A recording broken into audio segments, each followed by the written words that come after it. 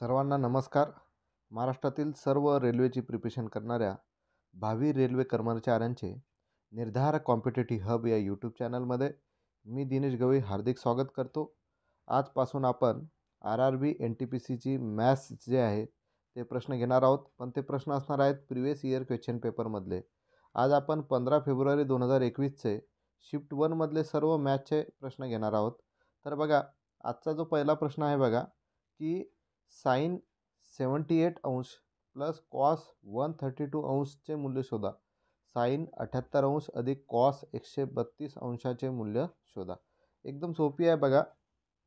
काय करावं लागेल बघा, पहिले काय करू आपण, साइन 78 अंश आहे बरोबर आहे. तर बरोबर साइन 78 अंश अधिक, आता कॉस 132 अंशाला बघा मी कसं लिहितो. कॉस 132 अंशाला कॉस 180 अंश वजा 48 अंश. ठीक आहे. बघा 180 मधून जर 48 काढले तर किती होतात, 132 बरोबर. मग पुढे बघा, साइन 78 अंश अधिक, बघा आता हा वेगवेगळे होणार, तर काय होईल, कॉस 180 अंश वजा कॉस 48 अंश. ठीक आहे. पुढे बघा, साइन 78 अंश अधिक कॉस 180 अंश म्हणजे काय असतात, 0. मग काय आता हे अधिक चिन्ह निघून जाईल, म्हणजे इथं काय येईल आता, वजा कॉस 48 अंश. ठीक आहे, हे नाही राहणार. ठीक आहे. पुढे बघा काय करतो, साइन 78ला बघा कसं करतो कन्वर्ट. साइन 78 आहेत, 78चा आपल्याला माप काढता येते का, कारण आपल्याला कोण जे दिलेलं आहे, साइन, कॉस, टॅन, कॉट, सेक आणि कोसेक, हे जे आहेत हे 0 अंश, 30 अंश, 45 अंश, 60 अंश, 90 अंश अशा पद्धतीनुसार दिले असतात. साइन 78चा आपल्याला माप सांगता येत नाही, म्हणून साइन 78ला मी असं लिहितो, साइन 60 अंश अधिक 18 अंश. ठीक आहे, वजा कॉस 48, परत कॉसचं माप नाही काढता येत, मग याला काय करतो, कॉस 30 अंश अधिक 18 अंश. ठीक आहे. पुढे आता काय होईल, साइन ए प्लस बी आहे ना, साइन ए प्लस बी. साइन ए प्लस बीचा काय फॉर्म्युला आहे, साइन ए प्लस बी बरोबर असते sign A cos B plus cos A sine B. हा फॉर्म्युला आहे. मग इथं हा ए आहे, हा बी आहे, म्हणून इथं काय होईल, साइन ए म्हणजेच साइन 60 अंश गुणिले कॉस 18 अंश अधिक कॉस 60 अंश साइन 18 अंश वजा, आता बघा इथं काय आलं, कॉस 30 अंश अधिक 18 अंश. आता कॉस 30 अंश म्हणजे ए झाला आणि 18 अंश म्हणजे बी झाला. मग cos A plus B, cos A plus बीचा काय फॉर्म्युला असतो, cos A cos B plus sign A sine B. म्हणजे इथं काय होईल, कॉस 30 अंश कॉस 18 अंश अधिक साइन 30 अंश अधिक साइन 18 अंश. ठीक आहे. आता पुढे बघा कसं सॉल्व करता येईल. पुढे आपल्याला सॉल्व करण्यासाठी येता येईल थोडंसं रफ करावं लागेल. इथं साइन 60चं मला माप भेटते, कॉस 60 त्याच्यानंतर साइन 60चं माप भेटलं, कॉस 60चं माप भेटते, कॉस 30चं माप भेटते, साइन 30चं माप भेटते. मग ते माप टाकू आणि पुढे आपण सॉल्व करूया. तर बघा याला थोडंसं मी रफ करून घेतो.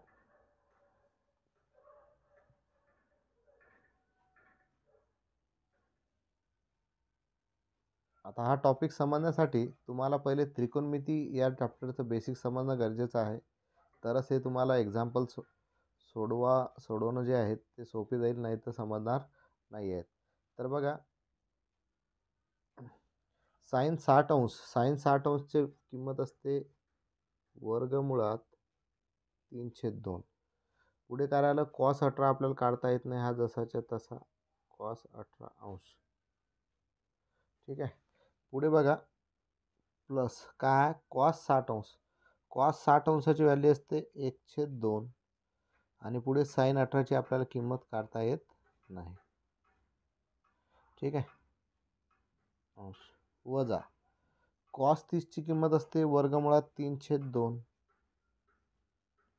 आणि पुढे काय राहिलं, कॉस 18 अंश प्लस साइन 30ची किंमत असते 1/2 आणि पुढे काय राहिलं, साइन 18 आहे ना. आता बघा, इथं बघा तुम्हाला वर्गमुळात 3/2 कॉस 18 अंश दिलं आणि इथं वजामध्ये कॉस वर्गमुळात 3/2 कॉस 18 आहे, म्हणजे हे काय झालं, कटलं. बरोबर आहे. आता बघा, 1/2 साइन 18 आहे आणि प्लस 1/2 साइन 18 आहे, म्हणजे 1/2 अधिक 1/2, 1/2 म्हणजेच अर्धा अधिक अर्धा किती झाला, 1 साइन 18, म्हणजे याची किंमत काय आली, फक्त साइन 18 अंश. कारण पुढे सहगुणकामध्ये 1 लिहिण्याची गरज नाही, म्हणजे याचं उत्तर आलं साइन 18 अंश, म्हणजेच पहिल्याचं उत्तर आलं दुसरं. ठीक आहे. तर बघा, उदाहरणं सोपे असतात, पण त्यासाठी तुमचं बेसिक असणं गरजेचं आहे. हा जो ट्रिग्नोमेट्री जो चॅप्टर आहे, हा थोडासा फॉर्म्युला बेस्ड चॅप्टर आहे, पण याच्यासाठी तुमची प्रॅक्टिस खूप महत्त्वाची आहे. तर हा चॅप्टर जर तुम्हाला शिकायचा असेल तर तुम्ही कमेंट बॉक्समध्ये येस म्हणा. तर उद्या संडे आहे, संडेला मला सुट्टी असते, तर संडेला मी हा चॅप्टर तुमचा क्लिअर करून देईल. जर तुम्ही कमेंट बॉक्समध्ये कमीत कमी 10 जणांनी जर येस टाईप केलं तरच घेईल, नाही तर अन्यथा घेणार नाही. ठीक आहे.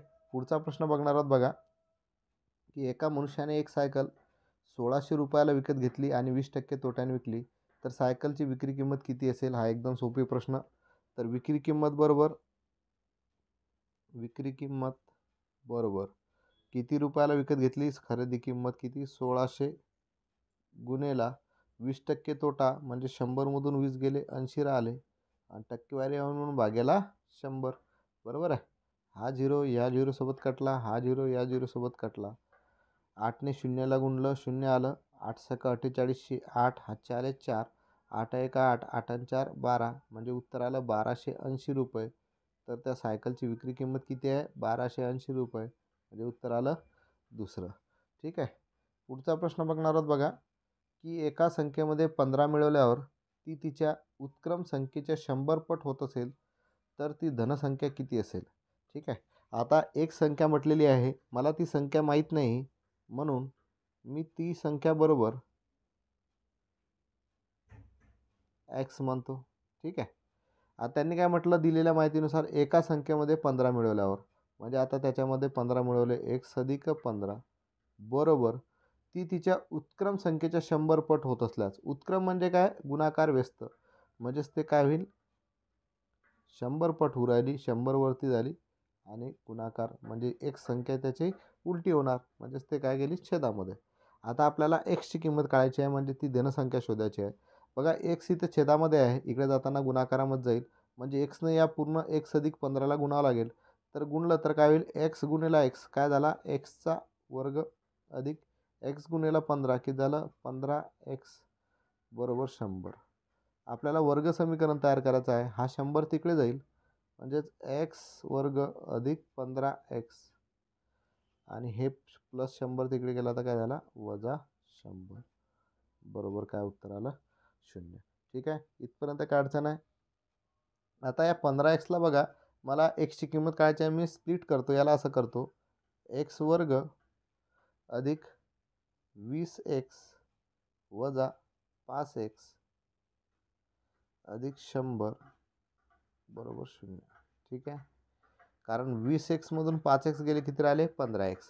कारण मला एक्सची किंमत काढायची आहे, अवयव पाडायचे आहेत. तर बघा, या एक्स वर्ग अधिक 20x मध्ये एक्स कॉमन निघतो, मग एक्स बाहेर काढला, इथं राहिला एक्स अधिक इथं राहिले 20 वजा इथं 5ने 100ला भाग जातो म्हणजे 5x अधिक 100 याच्यामध्ये 5 बाहेर निघतो.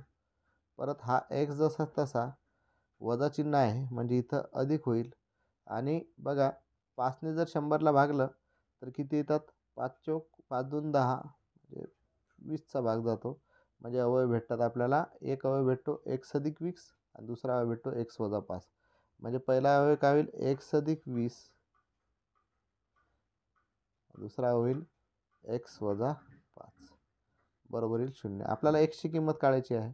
इकडे लिहितो मी x अधिक 20 बरोबर 0 किंवा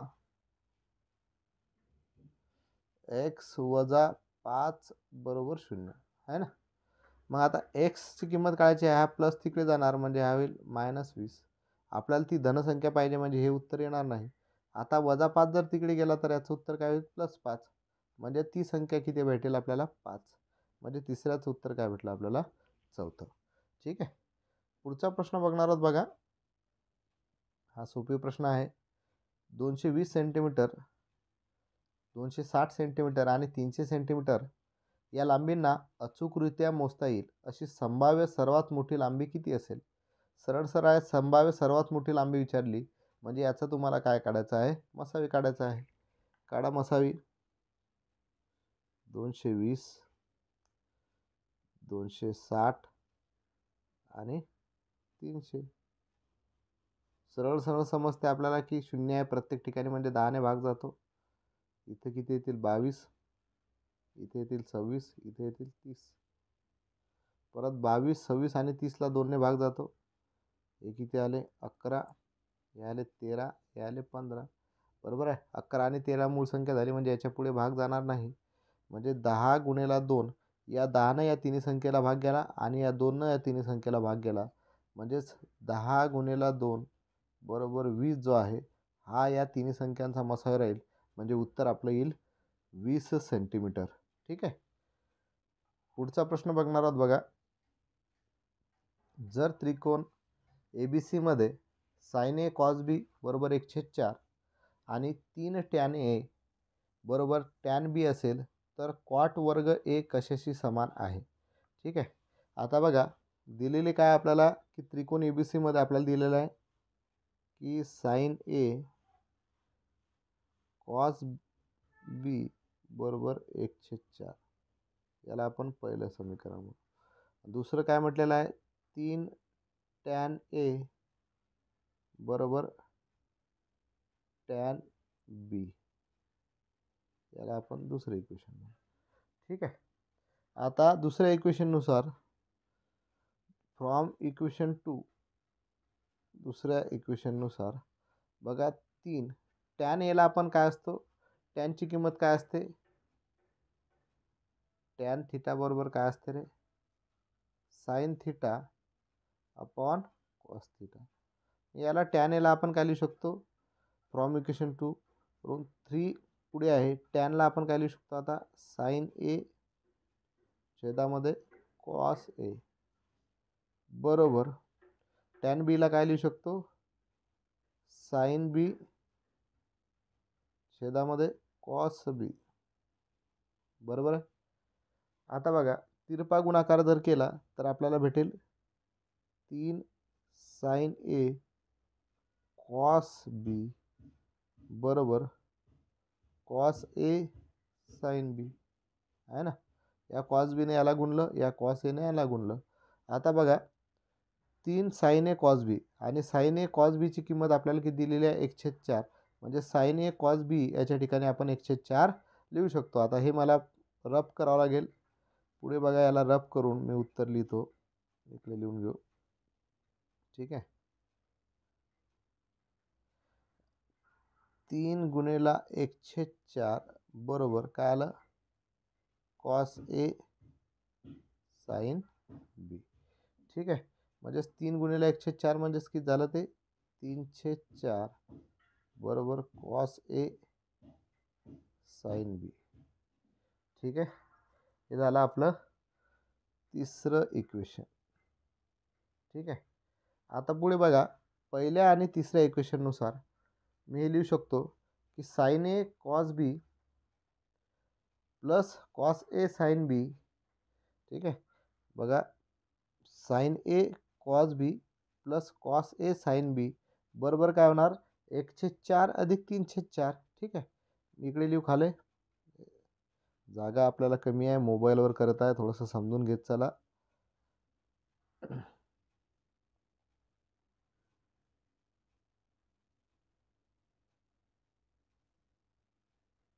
पहिल्या आणि तिसऱ्या इक्वेशनची मी बेरीज करतो. पहिल्या आणि तिसऱ्या इक्वेशनची जर बेरीज केली तर मला भेटेल साइन ए कॉस बी अधिक कॉस ए साइन बी बरोबर साइन ए कॉस बीची किंमत किती आहे, 1/4 अधिक कॉस ए साइन बीची किंमत किती आहे, 3/4. म्हणजे याचं उत्तर किती आलं, 4/4. म्हणजे उत्तर किती आलं, 1. बरोबर आहे, उत्तर आलं 1. आणि तुम्हाला माहीत असेल sign A cos B plus cos A sine B याला आपण काय लिहितो, साइन ए प्लस बी. बरोबर आहे, साइन ए प्लस बी. मग त्याची किंमत किती आली, 1. बरोबर आहे. आता बघा, हा ए प्लस बी काय आहे, कोण आहे, साईनच्या पुढे, कॉसच्या पुढे, टॅनच्या पुढे, कॉटच्या पुढे, सेकच्या पुढे, कोसेकच्या पुढे जे पण कोण असतात ते कोण असतात दिलेले. मग हा साइन ए प्लस बी जे असेल ते कोणाची बेरीज आहे. मग आता बघा, साईनचा कोणता कोण आहे ज्याचं माप 1 अंश असते, तर आपल्याला माहीत आहे साइन 90 अंश, साइन 90 अंश याचं माप 1 अंश असते. म्हणजे साइन ए प्लस बीची किंमत किती आहे, 90 अंश आहे ना. म्हणजेच आपण लिहू शकतो ए प्लस बी हा जो कोण आहे याची किंमत किती आहे, 90 अंश आहे. इथपर्यंत काय अडचण आहे, याला इक्वेशन नंबर आपण 4 म्हणू, ठीक आहे. हा 4 समजा. पुढे बघा, दुसऱ्या इक्वेशननुसार आपण लिहू शकतो, परत रब करावं लागेल. दुसऱ्या इक्वेशननुसार इथंच लिहितो पुढे.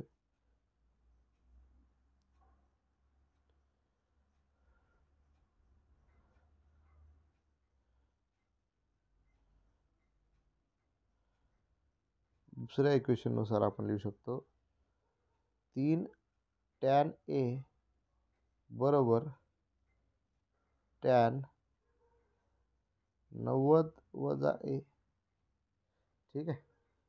आता टॅन ए म्हणजेच काय असतो रे, 1 कॉट ए, बरोबर. आणि टॅन 90 वजा ए म्हणजेच काय असतो, कॉट ए, ठीक आहे. आता बघा, आपल्याला काय विचारलं, कशाच्या बरोबर आहे ना. हा कॉट ए इकडे जाणार, तर कॉट ए गुणेला कॉट ए काय होईल, 3 बरोबर कॉट वर्ग ए, 3 बरोबर कॉट वर्ग ए. तर त्यांनी आपल्याला तेच विचारलं होतं, तर कॉट वर्ग ए कशाशी समान आहे, म्हणजे कशाशी समान आहे ते 3शी. म्हणजे 5व्याचं उत्तर भेटलं आपल्याला पहिलं 3, ठीक आहे. पुढचा प्रश्न बघणार आहोत बघा, की 8 मुले आणि 12 मुली एक प्रकल्प 5 दिवसात पूर्ण करतात. तोच प्रकल्प एकट्याने पूर्ण करण्यास एका मुलाला 50 दिवस लागत असतील, तर एका मुलीला तोच प्रकल्प एकटीने पूर्ण करण्यास किती दिवस लागतील, ठीक आहे. आता बघा, 8 मुले आणि 12 मुली एक प्रकल्प 5 दिवसात पूर्ण करतात असं म्हटलेलं आहे ना. मग एका दिवसाचे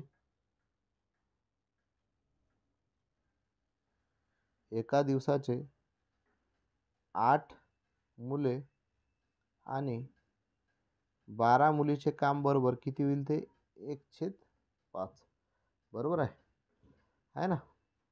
आणि एका दिवसाचे एका मुलाचे काम बरोबर काय होईल, 1/50. कारण काय म्हटलं आहे, तोच प्रकल्प एकट्याने पूर्ण करण्यास एका मुलाला किती दिवस लागतात, 50 दिवस लागतात. म्हणून आपण लिहू शकतो की एका दिवसाचे 8 मुलाचे काम बरोबर काय येईल, 8/50, ठीक आहे. मग आपल्याला विचारलं आहे की तर एका मुलीला तोच प्रकल्प एकटीने पूर्ण करण्यास किती दिवस लागतील. मग एका दिवसाचे आपल्याला 12 मुली दिलेल्या आहेत, 12 मुलीचे काम बरोबर काय करावं लागेल, एका दिवसात 8 मुलीचे काम किती आहे, 8/50.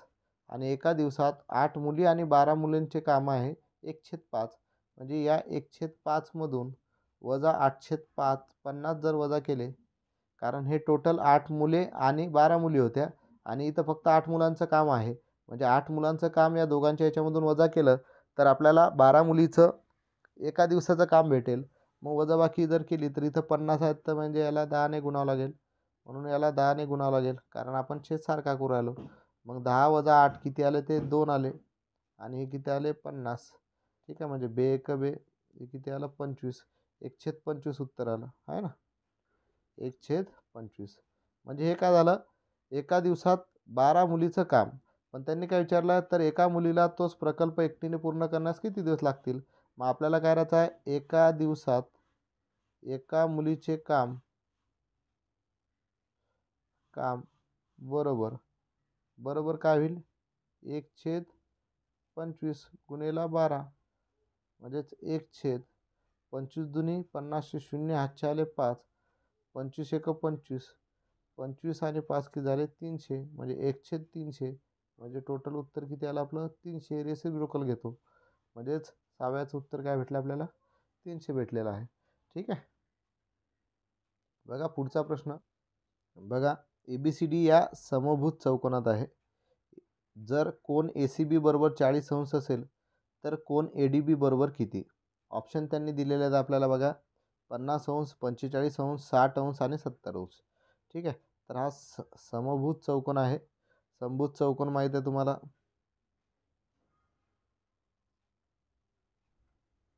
ठीक आहे. बघा जॉईन झाला असं जॉईन झाला ABCD हा ए म्हटला हा बी म्हटला हा सी म्हटला आणि हा डी म्हटला. ठीक आहे. हा कोण इथं आहे हा आणि काय म्हटलं त्यांनी ओ मध्ये समजा जॉईन झाला. ठीक आहे. तर बघा कोन ACB बरोबर त्यांनी दिलेला आहे कोन ACB बरोबर 40 अंश आहे ना आणि ABCD हा समभुज चौकोन आहे.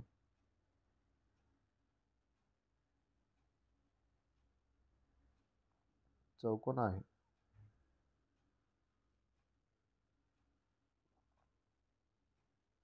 म्हणून ही जी AD बाजू आहे AD बाजू आहे समांतर कशाला आहे CB ला आहे ना.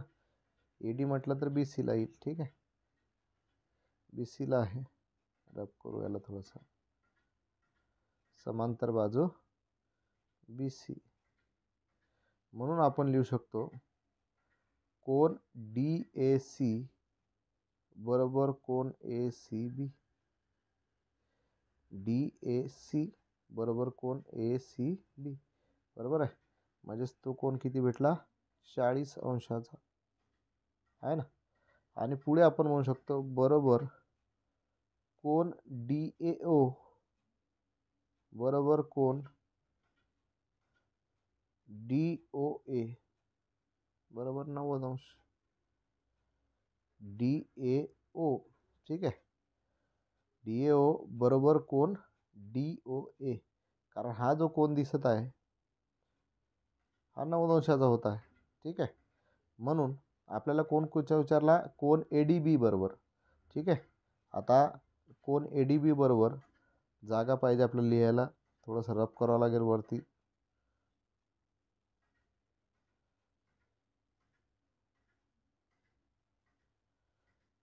कोन ADB बरोबर कोन ADO म्हणजेच टोटल चौकोनाचं माप असते 180 अंश. सॉरी अर्ध्या चौकोनाचं माप किती आहे 180 अंश आणि पूर्ण चौकोनाचं माप किती असते 360 अंश.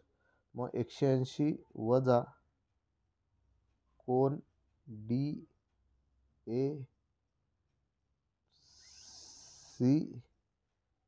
प्लस कोन DOA. ठीक आहे. मग 180 वजा कोन DACचं माप किती आहे 40 अंश आणि कोन DOचं माप किती आहे 90 अंश म्हणजेच 180 वजा 130 40 अधिक 90 130 म्हणजे याची बेरीज जर वजाबाकी जर केली तर किती आलं उत्तर 50 अंश. म्हणजे तो कोण किती आहे 50 अंश आहे. ठीक आहे. पुढचा प्रश्न बघणार आहोत बघा. एक विक्रेता एका लॅपटॉपच्या छापील किमतीवर 25% प्रारंभिक सवलत दिल्यावर त्या किमतीवर अजून 20% सवलत देतो. जर लॅपटॉपची अंतिम विक्री किंमत रुपये 18,000 असेल तर त्याची छापील किंमत किती असेल? तर आपल्याला माहीत आहे, सोपी प्रश्न आहे हा. विक्री किंमत बरोबर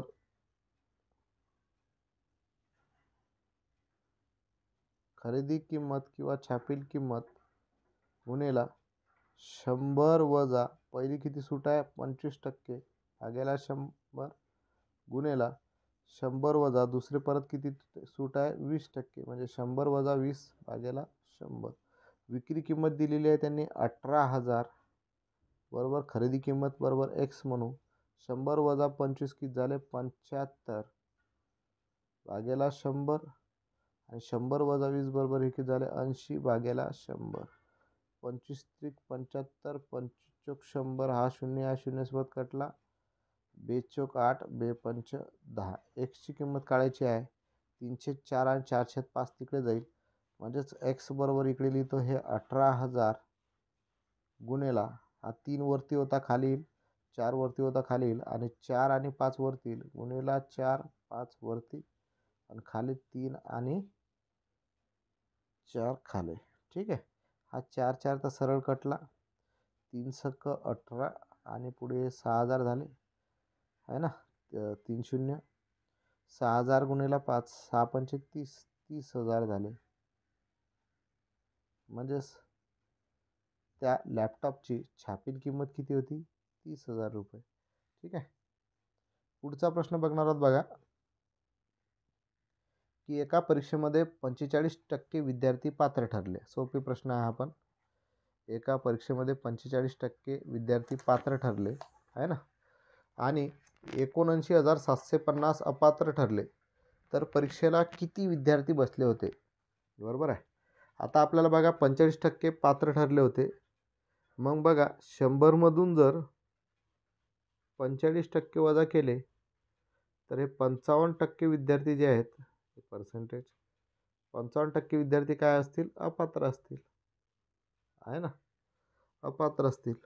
मग अपात्र असलेले आपल्याला संख्या दिलेली आहे 79,750 अपात्र ठरले तर परीक्षेला किती विद्यार्थी बसले होते?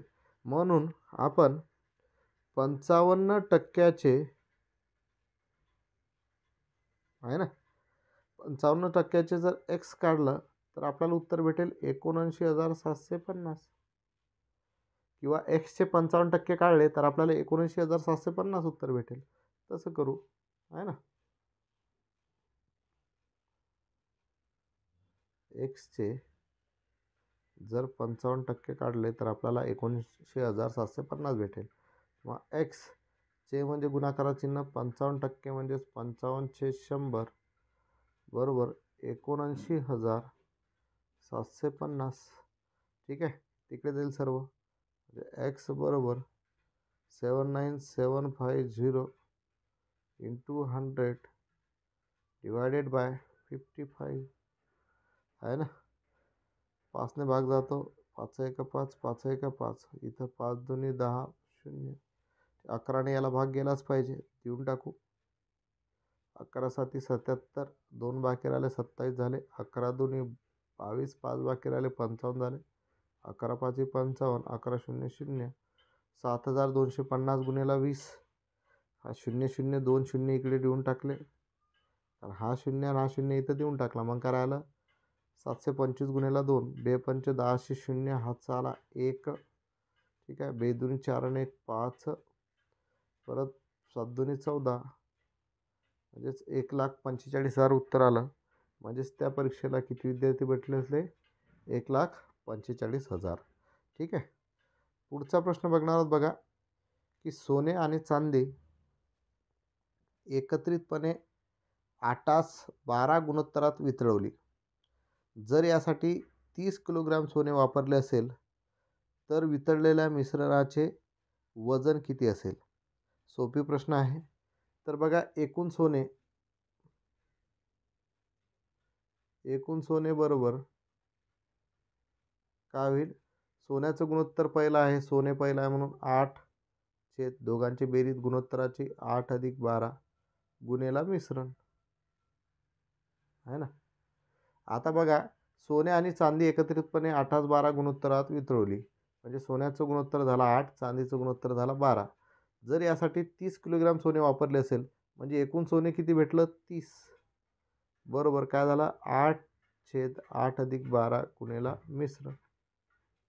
आपल्याला मिश्रण काढायचं आहे, तर हा सगळं तिकडे जाणार आहे ना. मग 12 8 किती झाले, 20, म्हणजे हे 30 गुणेला 20 भागेला 8 बरोबर मिश्रण भेटेल आहे ना. 4 दुनी 8, 4 पंच 20, 2 ने 30ला भागलं, 15चा भाग गेला, 15 5 75, म्हणजे 75 किलोग्राम काय असेल, मिश्रण असेल. तर 10व्याचं उत्तर भेटलं आपल्याला तिसरं. ठीक आहे. पुढचा प्रश्न बघणार आहोत.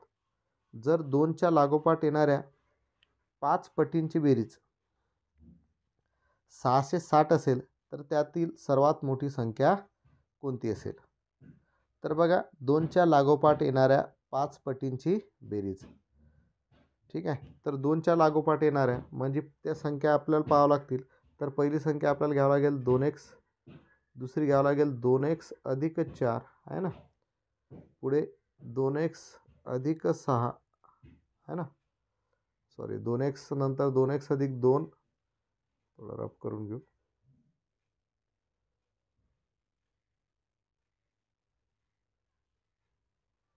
2x अधिक 2 येईल, नंतर 2x अधिक 4 येईल, 3 संख्या झाल्या, 2x अधिक 6 येईल आणि 2x अधिक 8 येईल.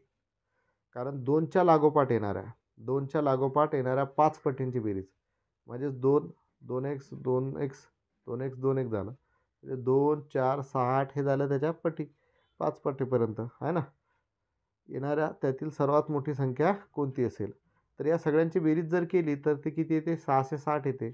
मग डायरेक्ट बेरीज करू, 2x अधिक, पुढे आहे 2x अधिक 2, पुढे आहे परत 2x अधिक 4 अधिक 2x अधिक 6 अधिक 2x अधिक 8 बरोबर 660. मग 2x अधिक 2x 4x, 4x अधिक 2x 6x, 6x अधिक 2x 8x, 8x अधिक 2x किती झाले, 10x अधिक अंकांची बेरीज करू, 2 अधिक 4 6 झाले, 6 आणि 6 झाले 12, 12 अधिक 8 झाले 20 बरोबर झाले 660. हा प्लस 20 तिकडे जाणार, म्हणजेच मायनस होईल, म्हणजेच 10x बरोबर हे किती होतील, 640. आणि x बरोबर डायरेक्ट करतो, 640 भागेला 10, 0 0 कटला, म्हणजे x बरोबर भेटला 64. आपल्याला x बरोबर 64 भेटला. पण त्यांनी काय म्हटलं, त्यातील सर्वात मोठी संख्या कोणती असेल. म्हणजेच 2x अधिक 8 ही सर्वात मोठी संख्या असेल. म्हणजेच 2 गुणेला एक्सची किंमत झाली 64 अधिक 8. 64 गुणेला 2 किती होतात, 128 अधिक 8, 8 आणि 8 16, म्हणजे किती येतात ते 136. तर त्यामधली सर्वात मोठी संख्या किती येईल, 136. ठीक आहे. पुढचा प्रश्न बघणार आहोत बघा. जर 2 वर्गमुळात 5 अधिक वर्गमुळात 125 बरोबर 7x असेल, तर 80 वर्गमुळात 80 अधिक 4 वर्गमुळात 5 चे मूल्य काढा.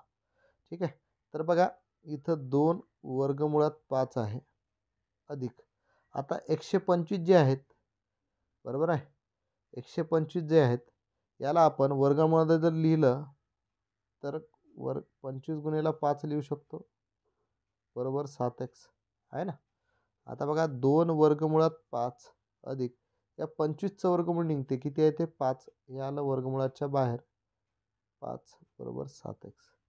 ठीक आहे. वर्गमुळात 5 आहे, इथं वर्गमुळात 5 आहे, म्हणजेच या अंकांची बेरीज होईल 2 अधिक 5, किती होतील 7 वर्गमुळात 5 बरोबर 7x आहे ना. बघा, इथं 7 आहे, इथं 7 आहे, म्हणजेच आपण लिहू शकतो x बरोबर किती, वर्गमुळात 5. ठीक आहे. पुढे बघा काय म्हटलं आहे, वर्गमुळात 80 आहे ना.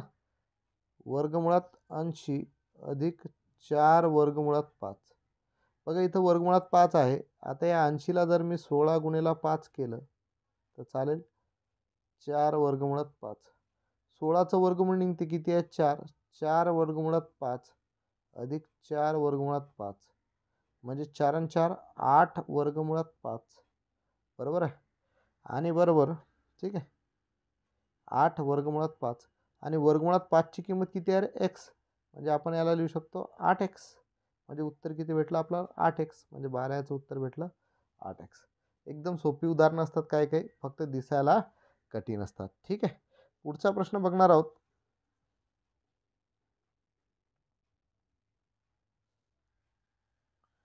कोन BAP बरोबर कोन DAP नुसार P हा ABCD या समांतरभुज चौकोनाच्या BC बाजूचा मध्यबिंदू आहे. जर AD बरोबर 10 सेंटीमीटर असेल तर CD बरोबर किती? एकदम सोपी प्रश्न आहे हा. बघा एक समांतरभुज चौकोन काढला. ठीक आहे. कुठला आहे तो? ABCD आहे ना. ABCDच असेल. आहे A B C आणि D. ठीक आहे. आता त्यांनी काय म्हटलं? AD बरोबर 10 सेंटीमीटर. ही जी बाजू आहे किती आहे? 10 सेंटीमीटर आहे ना. आणि त्यांनी काय म्हटलेलं आहे बघा, की कोन DAP नुसार P हा ABCD या समांतरभुज चौकोनाच्या BC बाजूचा मध्यबिंदू आहे. P जो आहे हा मध्यबिंदू आहे ना. आणि याच्यानुसार याला जर जॉईन केलं तर हे असं होणार आहे ना. मग कोन BAP कुठला कोन आहे? BAP. कोन BAP बरोबर त्यांनी कोण दिलेला आहे? कोन DAP. बरोबर आहे. कोन DAP आणि ही AD बरोबर किती आहे? 10 सेंटीमीटर आहे. बरोबर आहे. आता बघा AD बरोबर 10 सेंटीमीटर असेल तर BC बरोबर किती असेल? 10 सेंटीमीटर. सोपं आहे ना. आता बघा हा P जो आहे या BC बाजूचा मध्यबिंदू आहे, म्हणून BP आणि PC हे अर्धे अर्धे होतील. म्हणजेच आपण लिहू शकतो BP बरोबर 5 BP आणि PC किंवा CP बरोबर किती? 5 सेंटीमीटर आहे ना. आता पुढे त्यांनी काय विचारलेलं आहे आपल्याला? तर कोन CD बरोबर किती? तर CDची बाजू किती असेल? आहे ना. मग बघा पुन्हा कोन BAP बरोबर कोन DAP हा बरोबर आहे.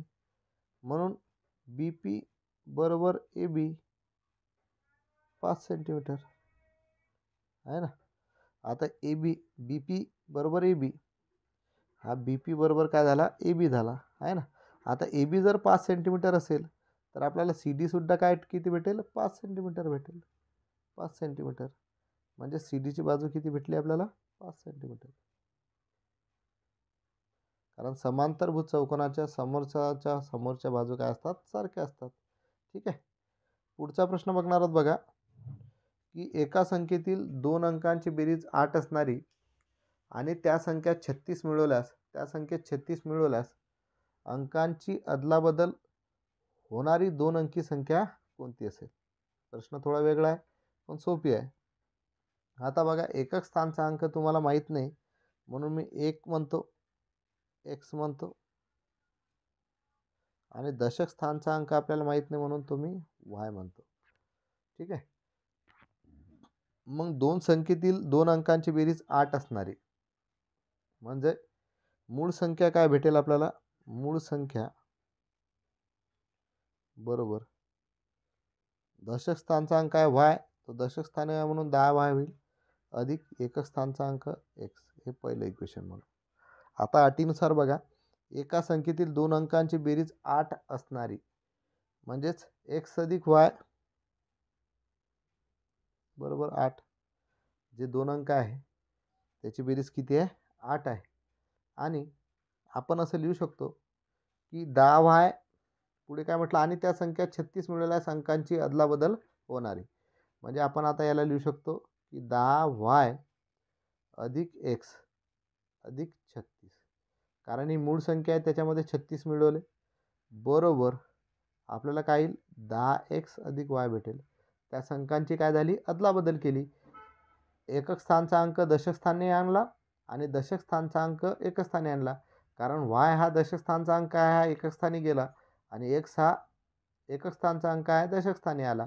पुढे सॉल्व करूया. बघा प्लस 10y इकडे होईल तर काय होईल 9y आहे ना. हा x तिकडे जाईल तर हा 9y होईल आहे ना. 9y परत हा इकडे आला तर -9x होईल. +36 आहे तर हा +36 तिकडे गेला तर -36 होईल. बरोबर आहे. हा 9y -9x बरोबर -36. जर त्याला 9ने जर भागलं तर आपल्याला उत्तर भेटेल y - x बरोबर -9 36 -4 आहे ना. हे दुसरं आपण इक्वेशन मानू. हां आणि सॉरी हे तिसरं मानू, हे दुसरं आणि हे तिसरं मानू. ठीक आहे. तर बघा दुसऱ्या आणि तिसऱ्या इक्वेशननुसार, दुसऱ्या व तिसऱ्या इक्वेशननुसार आपल्याला दिसते की x अधिक y बरोबर 8 आहे आहे ना. आणि हे काय y - x आहे तर x पहिले आणावं लागेल. तर काय करता येईल, याला रेसिप्रोकल घेता येईल. म्हणजे हे काय होईल x - y बरोबर हे किती होतील 4. x ची किंमत काढायची आहे. x अधिक x 2x, y कटला 8 आणि 4 किती झाले 12. म्हणजेच x बरोबर किती भेटेल 6 भेटेल. ठीक आहे. x बरोबर किती भेटेल 6. आपल्याला y पण काढायचा आहे. मग आपण याच्यावरून काढू. x अधिक y बरोबर 8 आहे. x ची किंमत 6 भेटली म्हणजे 6 इकडे जाणार वजा होईल. म्हणजेच y बरोबर 8 वजा 6 म्हणजेच y बरोबर 2 आहे ना. मग बघा x ची किंमत किती आली आपली 6 आली आणि y ची किंमत किती आली 2. म्हणजेच हा 6 आला, एकक स्थानचा अंक आला 6, दशक स्थानचा अंक आला 2. 2 गुणिले 10 करावं लागतील म्हणजे 20 आहे ना. म्हणजे याच्यामध्ये जर किंमत टाकली आपण तर 10 थोडंसं रफ करून घेऊ. मूळ संख्येमध्ये जर किंमत टाकली तर 10 गुणिले वायच्या ठिकाणी किती येतं आपले 2 अधिक इथे किती 6 म्हणजे 10 दुने 20 अधिक 6 म्हणजे उत्तर भेटते आपल्याला 26. तर ती संख्या कोणती आहे 26 आहे. ठीक आहे. पुढचा प्रश्न बघा. 2 कॉस वर्ग थिटा अधिक 3 कॉस वर्ग थिटाचे किमान मूल्य किती असेल. सोपी प्रश्न आहे. 2 कॉस वर्ग थिटा अधिक 3 कॉस वर्ग थिटाचे किमान मूल्य किती असेल. बघा 2 साइन वर्ग थिटा जसं तसं ठेवलं. आता 3 कॉस वर्ग थिटाला मी असं लिहिलं 2 कॉस वर्ग थिटा डॉट प्लस कॉस वर्ग थिटा. चाललं. कारण इथे 2 आहे म्हणून याला 2 करण्यासाठी मी तसं लिहिलं. कारण 2 कॉस वर्ग थिटा अधिक कॉस वर्ग थिटा काय होईल 3 कॉस वर्ग थिटा होईल. बरोबर आहे ना. सेम तसंच आहे. मग आता 2 साइन वर्ग थिटा अधिक कॉस वर्ग थिटा याच्यावरून आपण इथं 2 2 आहे म्हणून 2 कॉमन का जर काढला तर 2 कंसामध्ये येईल साइन वर्ग थिटा अधिक कॉस वर्ग थिटा प्लस हा कॉस वर्ग थिटा जसाच्या तसा राहिला. ठीक आहे. आता साइन वर्ग थिटा अधिक कॉस वर्ग थिटा काय असते 1 म्हणजेच 2 गुणिले 1 अधिक कॉस वर्ग थिटा आहे ना. बरोबर आहे. मग बघा 2 गुणिले 1 म्हणजेच हे काय झालं 2 कॉस वर्ग थिटा 2 अधिक कॉस वर्ग थिटा. आणि आपल्याला माहीत असेल कॉस वर्ग थिटा बरोबर काय असते 0 म्हणून 2 अधिक 0 बरोबर उत्तर किती आलं 2 म्हणजे 15चं उत्तर भेटलं आपल्याला दुसरं. ठीक आहे. पुढचा प्रश्न बघणार आहोत. बघा की जर एक विशिष्ट रक्कम चक्रवाढ व्याजाने 3 वर्षात 4-5 होत असेल तर त्याच व्याजदराने किती वर्षात ती रक्कम 64 पट होईल. तर बघा N1T1 आणि N2T2 असं आपण म्हणू. N1 म्हणजेच पट आणि T1 म्हणजेच वर्ष. तर N1 पहिली पट किती आहे बघा 4 पट आणि T1 पहिले वर्ष किती आहे 3 वर्ष. दुसरं आपण N2 दुसरी पट किती आहे रे 64 पट आणि आपल्याला T2 काढायचा आहे. ठीक आहे. तर फॉर्म्युला आहे N1 याचा घात 1/T1 बरोबर N2 याचा घात 1/T2. ठीक आहे. N1ची किंमत किती आहे? 4. इथं किती येईल? 1/3. बरोबर. N2ची किंमत किती आहे? 64. इथे किती येईल? 1/T2. ठीक आहे. पुढे बघा, 4 काय? 2चा वर्ग. म्हणजे मी या 4ला 2चा वर्ग आणि त्याचा येईल 1/3. बरोबर. 64 काय आहे? 2चा 6वा घात आहे ना, किंवा 8चा वर्ग आहे. पण 8चा वर्ग न करता 2चा 6वा घात करू. 1/T2. ठीक आहे. आता 2 वरती जाणार म्हणजे 2चा घात 2/3 येईल. बरोबर. इथं काय होईल? 2चा घात 6/T2 होईल. आहे ना. म्हणजे बघा, इथं बेस सारखा आहे, इथं 2 आहे, इथं 2 आहे. मग आपल्याला माहीत आहे एचा घात जर बी असेल, बरोबर, एचा घात जर सी असेल, तर आपण काय करतो? बी बरोबर सी असतो. हे घातांकाचे नियम आहेत. तुमचं बेस पक्का असल्याशिवाय काही जमणार नाही, लक्षात ठेवा. तुम्ही डायरेक्ट एक्झाम्पल घ्यायचं म्हणत होते. ठीक आहे. तर बघा, याला आपण लिहू शकतो 2/3 बरोबर 6/T2. ठीक आहे. T2ची किंमत काढता येईल तिरपा गुणाकार करून. इकडे करू तिरपा गुणाकार, याला रफ करून.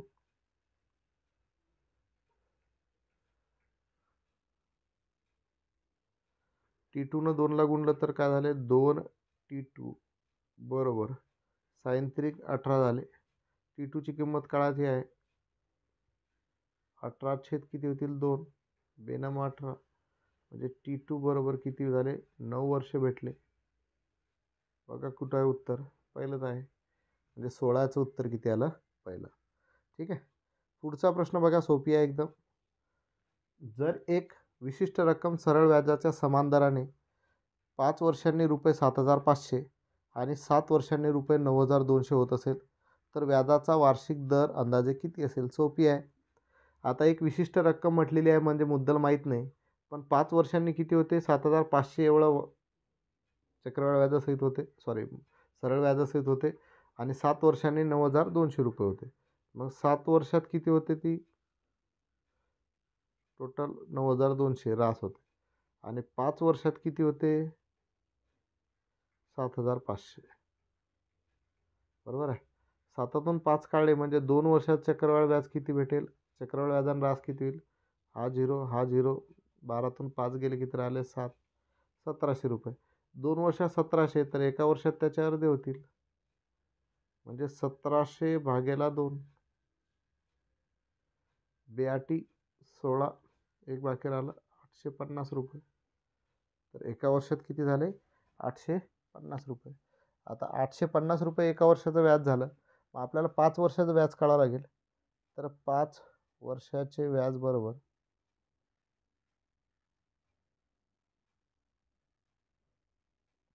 5 गुणेला 850 आहे ना. मग किती होतील ते? 4,250. 5 वर्षाचं व्याज. 7 वर्षाचं पण काढू शकता. म्हणून मुद्दल बरोबर, आता मुद्दल भेटेल. मुद्दल बरोबर 5 वर्षाचं रास किती आहे? 7,500. आणि व्याज किती आहे? 4,250. मग 7,500 मधून जर 4,250 वजा केले तर भेटतात आपल्याला 3,250. ही झाली मुद्दल. आता आपल्याला ती मुद्दल भेटली, पण आपल्याला विचारलं आहे दर. तर दरचं सूत्र काय? दर बरोबर काय असते? सरळ व्याज गुणेला 100 भागेला मुद्दल गुणेला मुदत. करूया.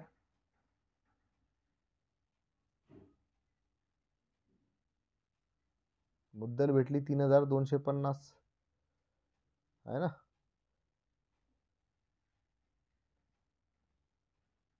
सरळ व्याज किती आहे? 1,700. तर दर बरोबर किती भेटले? दर बरोबर काय असते? सरळ व्याज गुणेला 100. किती? 1,700 गुणेला 100 भागेला 3250 गुणेला 2 आहे ना. आता 2ने 100ला भागलं, 50चा भाग गेला, हा शून्य या शून्यासोबत कटला. 5ने 325ला भागलं, 5 सक 30, 5 5 25, बरोबर आहे. 65ने जर 1700ला जर भागलं किंवा किती राहतील, 5ने भागून द्यायला, 5 1 5, 5 त्रिक 15, इथे किती येतात, 5 त्रिक 15, एक बाकी राहिला, 5 दुनी 10, ठीक आहे. 5 त्रिक 15, 2 बाकी राहिले, 5 चौक 20, 340 येते, ठीक आहे. 13 जर 340ला जर भागलं तर उत्तर येते 26.15, ठीक आहे. मग आपल्याला त्यांनी अंदाजे किती असेल विचारलेला आहे, म्हणजे 26 नंतर पॉईंट म्हणजे उत्तर येते दुसरं 26.2%, म्हणजे 17चं उत्तर आलं दुसरं, ठीक आहे. तर पुढे बघा, पुढचा प्रश्न आपण बघणार आहोत की 2, 5, 7 आणि 10 या प्रत्येकाने पूर्ण भाग जाणारी सर्वात लहान पूर्णवर्ग संख्या कोणती असेल. सोपी प्रश्न आहे. सर्वात लहान पूर्णवर्ग संख्या सर्वात लहान विचारलेली आहे, म्हणजे काय काढावं लागेल, लसावी काढावं लागेल. आणि लसावीनं नंतर ज्या संख्येला पूर्ण वर्ग म्हणजेच त्या संख्येचं वर्गमूळ निघेल ती काढावं लागेल. म्हणजेच 2, 5, 7, 8 आणि 10 याचा लसावी जर काढला तर तो येतो 280. मग 280चं वर्गमूळ निघत नाही, मग आपल्याला वर्ग असणारी संख्या पाहिजे, म्हणजेच त्याचं वर्गमूळ असणारी संख्या पाहिजे. कारण त्यांनी काय म्हटलं, पूर्णवर्ग संख्या कोणती, तर पूर्णवर्ग संख्या बरोबर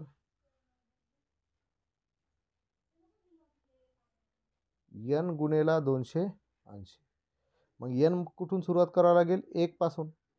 1 पासून सुरुवात केली तर आपल्याला बघा पूर्णवर्ग संख्या जी आहे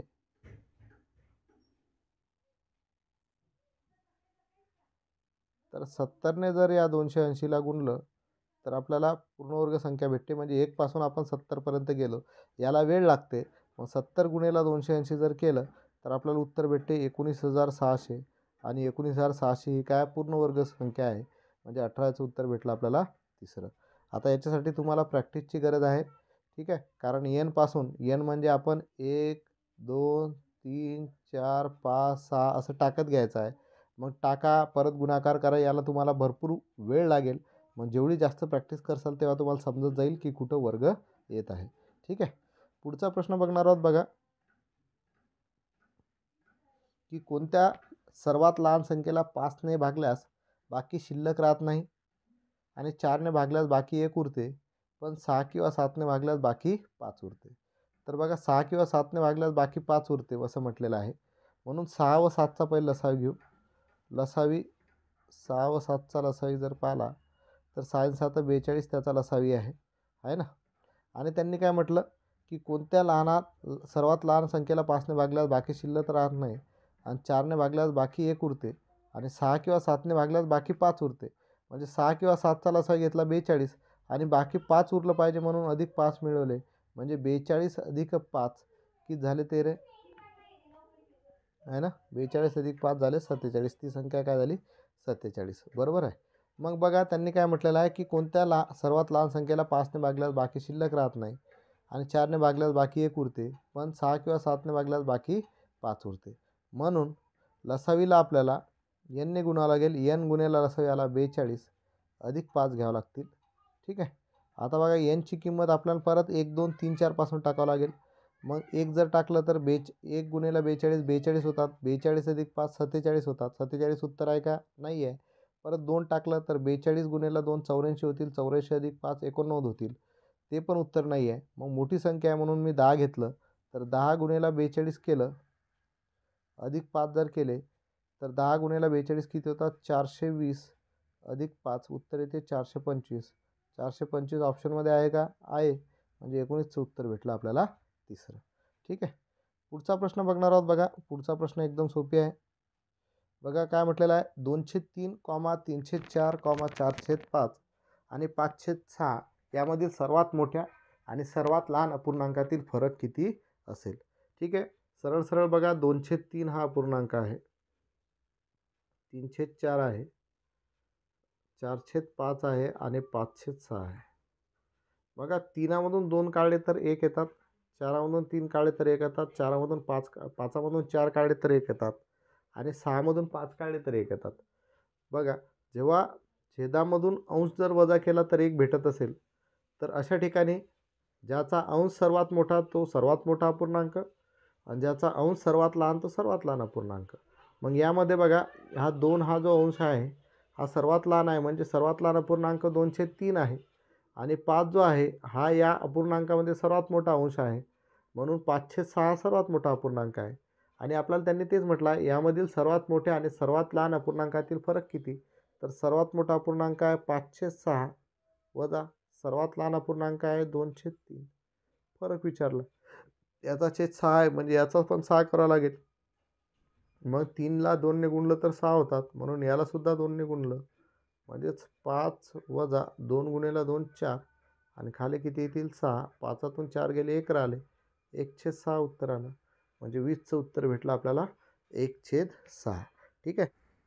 तर बघा 21वा प्रश्न आहे 1/5 गुणिले 6 अधिक 1/6 गुणिले 7 अधिक 1/7 गुणिले 8 अधिक अनंतपर्यंत या शृंखलेतील पहिल्या 20 पदांची बेरीज किती येईल. आता बघा शृंखला दिलेली आहे पहिल्या 20 पदांची. तर तुम्ही हा जर प्रश्न बघितला असेल तर बघा पहिल्या 20 पदांची बेरीज म्हटलेली आहे. पहिले काय आहे 1/5 गुणिले 6 बरोबर आहे. आता बघा 1/5 गुणिले 6ला आपण असं लिहू शकतो 1/5 वजा 1/6. ठीक आहे.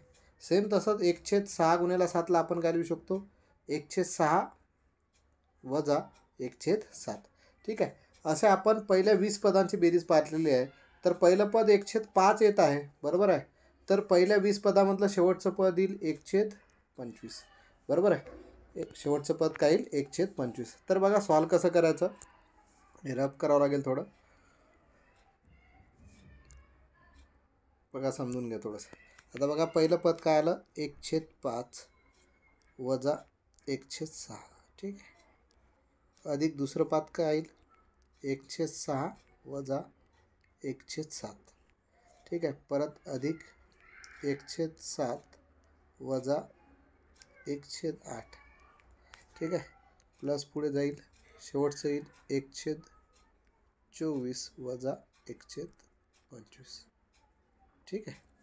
आता बघा याला जर सॉल्व केला आपण, हा कौन जर काढून टाकला तर बघा 1/5 वजा 1/6 अधिक 1/6 वजा 1/7 अधिक 1/7 वजा 1/8 प्लस अनंतपर्यंत 1/24 वजा 1/25. ठीक आहे. आता बघा वजा 1/7 प्लस 1/6 0 झाला, वजा 1/7 प्लस 1/7 0 झाला, वजा 1/8 आणि पुढे प्लस 1/8 येईल तो 0 होईल. हा वजा 124 आणि प्लस 124 हा 0 होईल. म्हणजे आपल्याला एकच राहते, शेवटी राहते आपला जो 1/5 वजा 1/25. हे सॉल्व केलं म्हणजे पहिल्या 20 पदांची आपल्याला बेरीज भेटेल. बघा याचा छेद 25 आहे, याचा छेद 5 आहे, छेद सारखा करावा लागेल. मग याला 5ने गुणावं लागेल, 5 5 25 झाले, म्हणून यालासुद्धा 5ने गुणलं. मग 5 वजा 1 किती झाले 4/25 बरोबर आहे.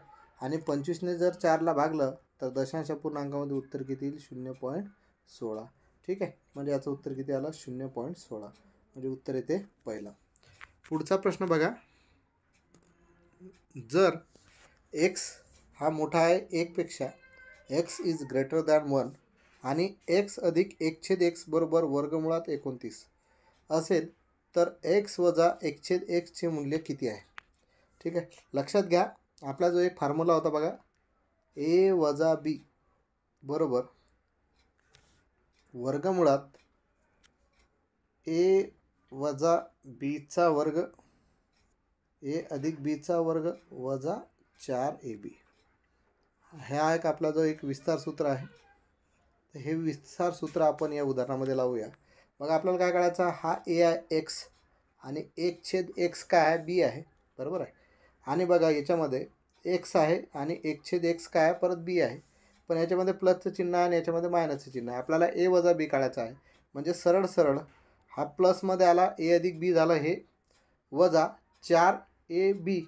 मग बघा a वजा b जर काढायचं आहे म्हणजे आपल्याला काढायचं आहे x वजा 1/x बरोबर वर्गमुळात काय होईल बघा, x अधिक 1/x याचा वर्ग वजा 4 गुणेला ए काय आहे x आहे गुणेला b काय आहे 1/x. हा x कटला म्हणजे राहिलं किती 4. म्हणजेच बघा बरोबर इथं लक्षात घ्या, x अधिक 1/x अधिक 1/x याची किंमत किती आहे वर्गमुळात 29 आहे ना, ऑलरेडी 29 आहे, वजा इथे किती आले 4. म्हणजेच 29 मधून 4 गेले, हे किती आले वर्गमुळात 25 आणि 25चं वर्गमूळ किती आहे 5. म्हणजे उत्तर किती आलं 5 आलं. चौथ्याचं उत्तर काय आलं 5, 22चं उत्तर काय आलं 5. पुढचा प्रश्न बघणार आहोत बघा, की महाविद्यालयातील 500 विद्यार्थ्यांपैकी 350 विद्यार्थी क्रिकेट खेळतात, 125 विद्यार्थी कबड्डी खेळतात, 75 विद्यार्थी क्रिकेट आणि कबड्डी दोन्हीपैकी कोणताही खेळ खेळत नाहीत, तर किती टक्के विद्यार्थी कबड्डी आणि क्रिकेट दोन्ही खेळ खेळतात. एकदम सोपी प्रश्न आहे. 500 पैकी 75 विद्यार्थी दोन्ही खेळ खेळत नाही, म्हणजे 500 वजा जर 75 केले आपण, तर 425 विद्यार्थी जे आहेत हे दोन्ही खेळ खेळतात. आता पुढे काय म्हटलं आहे, 350 विद्यार्थी क्रिकेट खेळतात आणि 125 विद्यार्थी कबड्डी खेळतात. मग 350 अधिक 125 वजा 425 जर केले तर आपल्याला हे दोन्ही खेळ खेळणारे विद्यार्थी भेटतील. मग 350 अधिक 125 किती झाले, हे 300 आणि 400 475 वजा 425 किती आलं उत्तर 50. मग दोन्ही खेळ खेळणारे किती झाले 50. आता त्यांनी काय म्हटलं, तर किती टक्के विद्यार्थी कबड्डी आणि क्रिकेट दोन्ही खेळ खेळतात, टक्केवारी काढायची आहे. म्हणजेच 50 वरती कितीपैकी टोटल किती आहेत 500 आणि टक्केवारी काढायची आहे म्हणून गुणेला 100. हे 2 शून्य या 2 शून्यसोबत कटले, 5ने 50ला भागलं 10, जे उत्तर आलं 10%. म्हणजेच 23 नंबरचं उत्तर भेटलं आपल्याला 10%. पुढचा प्रश्न बघणार आहोत बघा. जर व्हिडिओ आवडत असेल तर व्हिडिओला लाईक करा, शेअर करा आणि निर्धार कॉम्पिटेटिव्ह हब या यूट्यूब चॅनलला जास्तीत जास्त सबस्क्राईब करा. बघा हे जे चॅप्टर आहेत हे पूर्ण तुमचे जर बेसिक क्लिअर असेल तरच तुम्हाला येत जाईल, नाहीतर तुम्हाला मी काय करू राहिलो हे काही समजणार नाही आहे. तर प्रत्येक चॅप्टर आपण बघण्याचा प्रयत्न करणार आहोत. मी सुद्धा रेल्वेमध्ये जॉब करतो, नोकरीला आहे, त्यामुळे मला टायमानुसार मी व्हिडिओ बनवत जाईल. तुम्हाला हेल्प पुरेपूर मी करणार आहे, पण तुम्ही थोडंसं काही गोष्टी समजून घेत चला, कारण मला ड्युटीवरती जावं लागते. ड्युटीवर आल्यानंतर मला हा सर्व व्हिडिओ बनवायला थोडासा वेळ लागतो. ठीक आहे. तर बघा पुढचं आहे 108, 288 आणि 360 यांचा महत्तम साधारण विभाज्य शोधा. सरळ सरळ गोष्ट आहे. महत्तम म्हणजे मोठ्यात मोठा साधारण विभाज्य शोधा. म्हणजेच काय काढायचं आपल्याला, मसावी काढायचं आहे. ठीक आहे. बघा 108, 288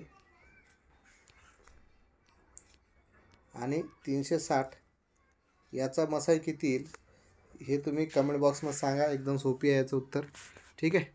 पुढचा प्रश्न बघणार आहोत बघा, की शंकूची त्रिज्या r/4 आणि तिरकस उंची 41 नाही आहे 4L असेल तर त्याचे एकूण पृष्ठफळ किती. तर शंकूची त्रिज्या म्हणजे कॅपिटल R म्हणतो मी, R बरोबर r/4 आहे आणि तिरकस उंची माहीत आहे तुम्हाला L म्हणून लिहितात, तर तिरकस उंची L बरोबर 4L आहे. ठीक आहे. आता त्यांनी काय म्हटलं, शंकूचे एकूण पृष्ठफळ किती. मग शंकूचे एकूण पृष्ठफळ बरोबर काय असते सूत्र, पाय R कंसामध्ये L अधिक R. ठीक आहे. बघा पाय जसा तसा, R ची किंमत किती आहे r/4, L ची किंमत किती आहे 4L अधिक R ची किंमत किती आहे r/4. ठीक आहे. बघा हा पाय r/4 जर याला गुणलं तर बघा पुढे काय होईल, हा पाय/4 आहे, कंसामध्ये जर गुणलं इकडे जर, तर r/4 गुणेला 4L अधिक r/4 गुणेला r/4 बरोबर आहे. सॉरी हा पाय नाही राहिला, पाय बरोबर हा बघा 4 कटला आहे ना, 4 कटला आणि कुठं राहिलं आपलं 4 कटला, इथं काय आलं L अधिक पुढे 4r, ठीक आहे, हा r एल आर राहिला आणि पुढे काय आरचा वर्ग अधिक 4 चौक 16, बरोबर आहे. आता बघा एल आर अधिक आरचा वर्ग छेद 16, इथं आर आहे इथं आर आहे, आर जर बाहेर काढला मी तर इथं काय होईल पाय आर, इथं काय राहिला एल, इथं राहिला एक सिंगल आर आणि खाली काय राहिलं 16, म्हणजेच पाय आर कंसामध्ये एल अधिक आरचे 16 हे उत्तर येईल. बघा पाय एल अधिक आरचे 16 हे उत्तर आहे, म्हणजे उत्तर आलं आपलं पहिलं. ठीक आहे, याच्यामध्ये ऑप्शन चुकलेला आहे, इथं आर पाहिजे होता, पाय आर कंसामध्ये एल अधिक आरचे 16. ठीक आहे, ऑप्शन याचं रॉंग आहे. ठीक आहे, पुढचा प्रश्न बघणार आहोत बघा की पहिल्या आर विषम नैसर्गिक धनसंख्यांचा मध्य आरचा वर्ग छेद 16 असल्यास आरचे मूल्य किती असेल. ठीक आहे, तर पहिल्या आर विषम संख्यांचा मध्य, तर पहिल्या विषम संख्यांचा मध्य बरोबर, आता संख्या किती आहेत मला माहीत नाही, मध्य बरोबर मी काय म्हणतो एन, टोटल किती आहेत तर मला माहीत नाही.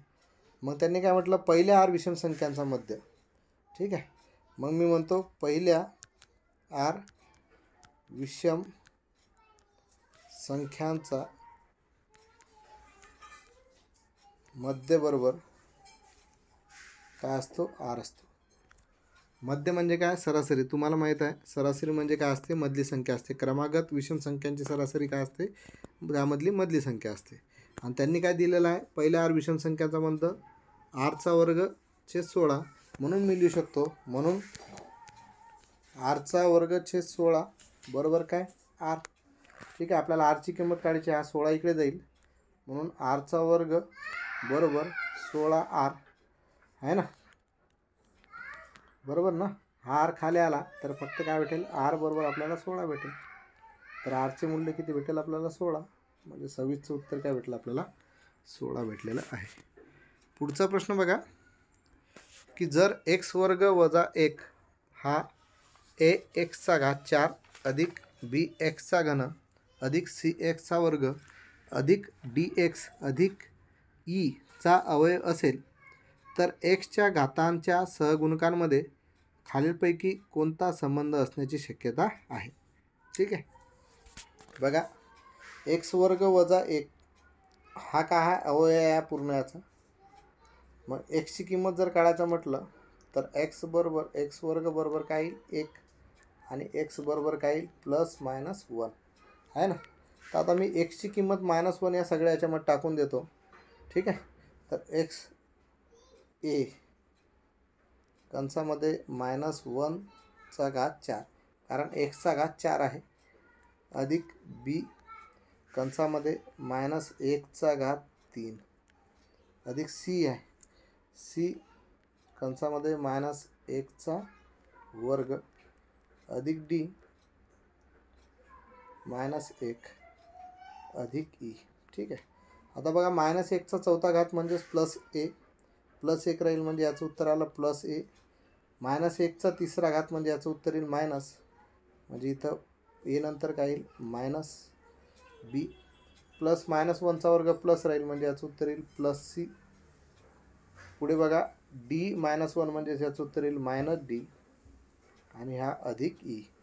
बघा मायनस मायनस तिकडे घ्यावं लागतील, म्हणजे इथे येईल ए अधिक सी अधिक ई बरोबर हा -d तिकडे जाईल, म्हणजे -bचा झाला +b अधिक -dचा झाला +d, म्हणजे ए अधिक सी अधिक ई बरोबर b अधिक d. बघा कुठं आहे ए अधिक सी अधिक ई बरोबर b अधिक d, म्हणजे याचं उत्तर काय आलं पहिलं आलेलं आहे. आपण -1 व्हॅल्यू टाकली, +1 टाकली असती तर आपलं उत्तर निघणार नाही, सर्व मायनसमध्येच जातील, म्हणून आपण -1 व्हॅल्यू टाकलेली आहे.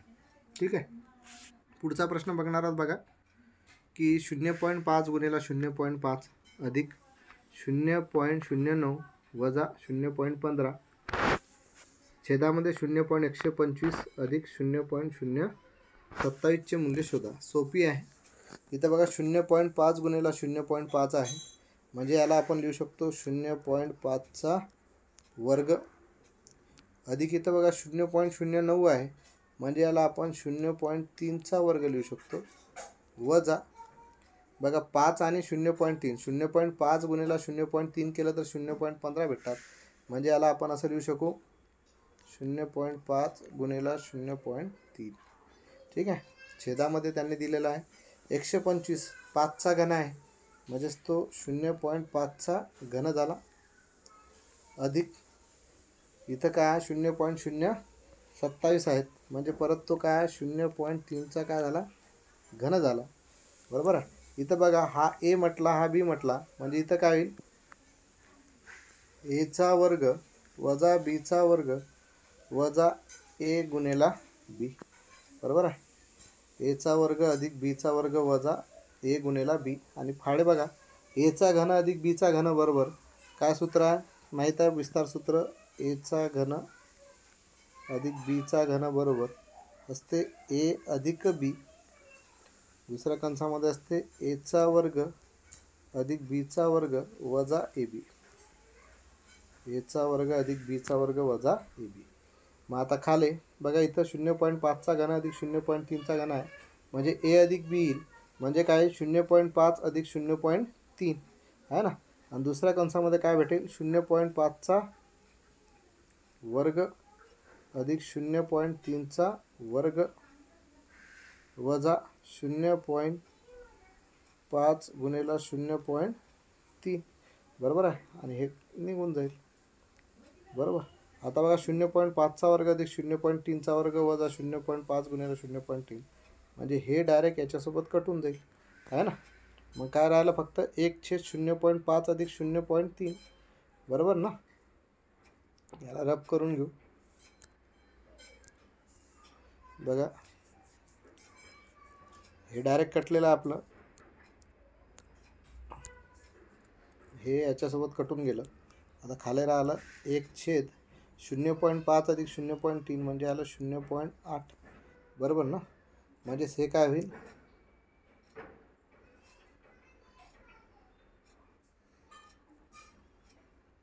1/0.8. 8ने 1ला भागून घ्यावं लागेल आहे ना. आणि दशांश चिन्ह जर खाली आहे, हा दशांश चिन्ह इथं एका स्थळांतर आहे म्हणजे हा वरती जर गेला तर हे काय होईल 10/8 होईल. 2ने जर 8ला भागलं 4चा भाग गेला, 2ने जर 10ला भागलं तर 5चा भाग गेला म्हणजे उत्तर आलं 5/4. ठीक आहे. बघा कुठं आहे उत्तर, तर 28 नंबरचं उत्तर आलं तिसरं 5/4. पुढचा प्रश्न बघणार आहोत बघा की एक विद्यार्थी त्याच्या वसतिगृहातून 4 किलोमीटर प्रति तास वेगाने महाविद्यालयात जातो आणि 3 किलोमीटर प्रति तास वेगाने परत येतो. जर त्याला जाऊन येऊन 7 तास लागत असतील तर महाविद्यालय आणि वसतिगृह या दरम्यानचे अंतर किती आहे. सोपी प्रश्न आहे. एक विद्यार्थी त्याच्या वसतिगृहातून 4 किलोमीटर प्रति तास वेगाने महाविद्यालयात जातो आणि 3 किलोमीटर प्रति तास वेगाने परत येतो. त्याला येऊन जाऊन 7 तास लागतात. मग आपल्याला वेळ बरोबर माहीत आहे. वेळ बरोबर काय असते अंतर छेद वेग आहे ना. अंतर छेद वेग. आता बघा वेळ दिलेला आहे 7 तास आणि वेग पण दिलेला आहे. पहिला वेग आहे 4 किलोमीटर प्रति तास, दुसरा वेग आहे 3 किलोमीटर प्रति तास. अंतर माहीत आहे का नाही, म्हणून मी अंतर बरोबर म्हणतो डी. अंतर बरोबर म्हणतो डी. मग वेळ बरोबर काय असते अंतर भागेला वेग आहे ना. म्हणून मी पुढे लिहितो बघा, हे थोडंसं रब करून घेऊ.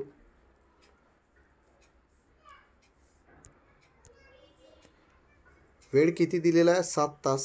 7 बरोबर अंतर किती डी छेदामध्ये वेग किती आहे पहिला 4 अधिक परत अंतर किती डी आणि दुसरा वेग किती आहे 3. सॉल्व जर केलं तर बघा 7 बरोबर तिरपा गुणाकार करावा लागेल म्हणजे येतील 3D अधिक 4D आणि खाली किती येतील 12. 12 तिकडे जाईल 12 7 84 बरोबर 7D. 7ने याला भागावं लागेल डीची किंमत काढण्यासाठी. जर पुढे डी बरोबर 84 भाग्याला 7 तर 7 1 7 7 2 14 म्हणजे डी म्हणजे काय भेटलं अंतर किती 12 किलोमीटर. तर 29 नंबरचं उत्तर भेटलं ती 12 किलोमीटर. शेवटचा प्रश्न बघणार आहोत बघा यामधला की सुरेश एक काम 10 दिवसात पूर्ण करतो आणि रमेश ते काम 12 दिवसात पूर्ण करतो. त्यांनी 4 दिवस एकत्र काम केल्यानंतर उर्वरित कामाचा अपूर्णांक किती असेल. सोपी आहे. सुरेशने एक काम 10 दिवसात पूर्ण करतो आणि रमेश तेच काम 12 दिवसात पूर्ण करतो. तर सुरेश व रमेशचे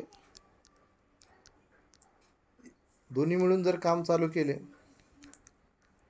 तर उत्तर काय येईल? 10 गुणिले 12 भागेला 10 अधिक 12 बरोबर. 10 गुणिले 12 किती झाले? 120 आणि हे झाले 22. हे 11 आणि हे झाले 60 बरोबर. यालाच उलटं करून लिहितो आपण 11/60. हे टोटल एवढ्या दिवसात काम होईल. आता काय झालं की 4 दिवस एकत्र काम केल्यानंतर उर्वरित कामाचा अपूर्णांक किती असेल? आता 4 दिवस त्यांनी एकत्र काम केलं म्हणजे 4 दिवसाचे काम बरोबर 4 गुणिले 11/60 बरोबर. 4 गुणिले 11/60 परत हे किती होतील? 44/60. 2ने भाग जाईल, बेदून 4 बेदून 4 हे 22/30 परत भाग जाईल 11 आणि 15 म्हणजे 4 दिवसाचे काम त्यांनी किती झालं? 11/15 राहिलं आहे ना. आता पुढे काय म्हटलं आहे? 4 दिवस एकत्र काम केल्यानंतर उर्वरित कामाचा अपूर्णांक कितलेला असेल? मग उरलेले काम बरोबर बघा 15मधून 11 काढले किती राहिले? 4. 4/15 कसं काढलं? पूर्ण काम होतं 1 वजा 11 जर 15 केले तर 15 1 15 15मधून 11 काढले 4 4/15 उत्तर आलं. मग उर्वरित कामाचा अपूर्णांक किती? 4/15. अशा तऱ्हेने हे आजचं पहिलं लेक्चर होतं मॅथ्सचं प्रिव्हियस इयर क्वेश्चन पेपरमधलं. बघा मॅथ्स इझी आहे पण त्याची प्रॅक्टिस करणं खूप गरजेची असते. आणि रेल्वेचं जे मॅथ्स आहे थोडंसं जंबल असते. जंबल म्हणजे थोडासा दिमाग लावावा लागतो. साधे प्रश्न सरळ मोजकेच विचारले जातात, थोडेसे फिरून प्रश्न विचारले जातात. आणि रेल्वेचं मॅथमॅटिक्स करताना काही चॅप्टर आहेत, जसं असेल वर्गसमीकरण असतील, अल्जेब्राचे काही चॅप्टर असतील, भूमितीमधले आपलं क्षेत्रफळ घनफळासोबत समांतरभुज चौकोन समभुज चौकोन याच्या काही कन्सेप्ट असतील, त्याच्यानंतर त्रिकोणमिती असेल, चक्रवाढ व्याजाचे काही उदाहरणं असतील. हे उदाहरणं अत्यंत महत्त्वाचे आहेत आणि हे चॅप्टर अत्यंत महत्त्वाचे आहेत. त्याबरोबर पझल जे आहेत हे मॅथ्सचे अत्यंत महत्त्वाचे चॅप्टर आहेत. तर एक करून मी एक चॅप्टर घेण्याचा प्रयत्न करणार आहे. तुम्हाला मी आधीच सांगितलं, जर तुम्हाला उद्या म्हणजेच उद्या रविवार आहे, उद्या जर तुम्हाला त्रिकोणमिती शिकायचं असेल तर आजच्या व्हिडिओमध्ये कमीत कमी 10 जणांनी जर यस म्हटलं तरच मी तो त्रिकोणमिती चालू करेल. अन्यथा आपलं जे प्रिव्हियस इयर क्वेश्चन पेपरची जी मॅथ्सची सिरीज आहे या अशाच पद्धतीनुसार एक प्रश्न तुम्हाला सोडवून देत चालेल. ठीक आहे. ज्या मुलांचा अभ्यास झालेला आहे किंवा जे अजून हाय लेवलचा अभ्यास करतात त्यांना काही अडचण येणार नाही. पण जनरली जेवढी जास्त प्रॅक्टिस करसाल तेवढा फायदा आहे. कारण माझा रेल्वेच्या पेपरचा अनुभव तुम्हाला सांगतो की जेवढी जास्त प्रॅक्टिस करसाल कठीण उदाहरणांची तेव्हा तुम्हाला सोपं जाईल. आणि जेवढी प्रिव्हियस इयर क्वेश्चन पेपरचे तुम्ही मॅथ्स आणि रिजनिंगचे प्रश्न सॉल्व करसाल तेवढं तुम्हाला सोपं जाणार आहे तुमची मेरिट लिस्ट क्लिअर करण्यासाठी. ठीक आहे. तर आजच्या या व्हिडिओमध्ये इथंच थांबूया. धन्यवाद. जर व्हिडिओला आवडला असेल तर व्हिडिओला लाईक करा, शेअर करा आणि निर्धार कॉम्पिटेटिव्ह हब या यूट्यूब चॅनलला जास्तीत जास्त सबस्क्राईब करा. सबस्क्राईब बटनावरचं जे बेल आयकॉनचं चिन्ह आहे त्यालासुद्धा प्रेस करा, जेणेकरून मी जो कोणता नवीन व्हिडिओ तुम्हाला बनवतो तो जर यूट्यूबला अपलोड केला तर त्याचं नोटिफिकेशन तुम्हाला लगेच मिळेल. ठीक आहे.